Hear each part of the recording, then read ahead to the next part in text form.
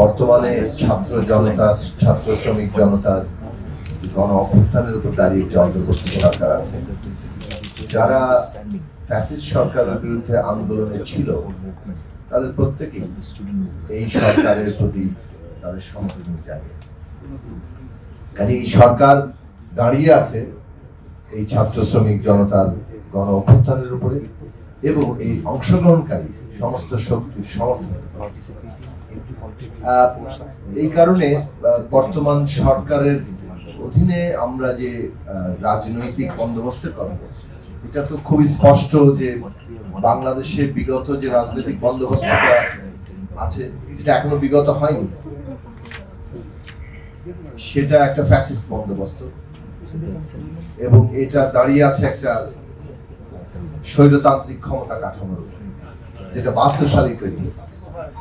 এই বন্দোবস্ত যদি বহাল থাকে তাহলে এর মধ্যে গণতন্ত্র চাওয়া সোনার পাথর বাটির মতোই হবে। কাজে এই বন্দোবস্ত বদলাতে হবে, আমাদেরকে একটা গণতান্ত্রিক রাজনৈতিক বন্দোবস্তে যেতে হবে। সেইটা যাওয়ার প্রক্রিয়াটা কি সে নিয়ে আলাপ আলোচনা চলবে। গণতান্ত্রিক প্রক্রিয়ার মধ্যে দিয়েই আমাদের একটা জাতীয় ঐক্যমত্যে পৌঁছাতে হবে। নিশ্চয়ই সব দল একমত পোষণ করেন না, সব ব্যক্তিরাও একমত পোষণ করেন, কিন্তু কিভাবে আমরা একটা নতুন গণতান্ত্রিক বন্দোবস্তে পৌঁছাতে পারি সেইটার জন্য রাজনৈতিক প্রক্রিয়া দরকার। সেই রাজনৈতিক প্রক্রিয়া বর্তমান সরকার কিছু শুরু করার চেষ্টা করছেন। আশা করি তারা আরো ব্যাপকভাবে সেটা শুরু করতে পারবে এবং ইতিমধ্যেই কতগুলো কমিশন গঠিত হয়েছে। সেই কমিশন রাজনৈতিক দল, শিক্ষার্থী, শ্রেণী পেশার বিভিন্ন স্টেক হোল্ডারদের সাথে আলাপ আলোচনা করবে এবং এই পলিটিক্যাল প্রসেসে সবার অংশগ্রহণের ভিত্তিতে কিভাবে আমাদের সংবিধানের বদল হবে, অর্থাৎ গণতান্ত্রিক সংবিধান হবে, কিভাবে গণতান্ত্রিক নির্বাচনী ব্যবস্থা হবে, এই বিষয়গুলো ঠিক হবে।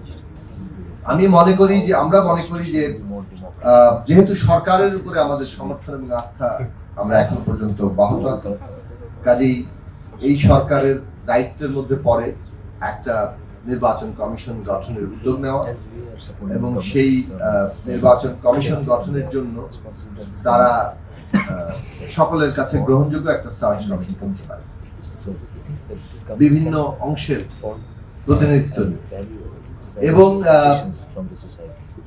এই সার্চ কমিটির কাজ হবে যে রাজনৈতিক দল, শিক্ষার্থী এবং শ্রেণী পেশার মানুষের সঙ্গে আলোচনা করা, তাদের প্রস্তাব গ্রহণ করা এবং তাদের কাছ থেকে গ্রহণযোগ্য ব্যক্তিদের নাম নিয়ে একটা নির্বাচন কমিশনের সম্ভাব্য তালিকা তৈরি করা, সেটা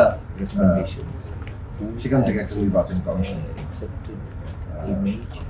এটাকে সিলেক্টিভ বলা চলে, এটাকে ওই অর্থে যদিও অংশীজনদের মধ্যে থেকে মতামত নেওয়া হচ্ছে, কিন্তু যেহেতু নির্বাচনী প্রক্রিয়া নয়, এটা একটা সিলেকশনের জায়গাতে যাবে।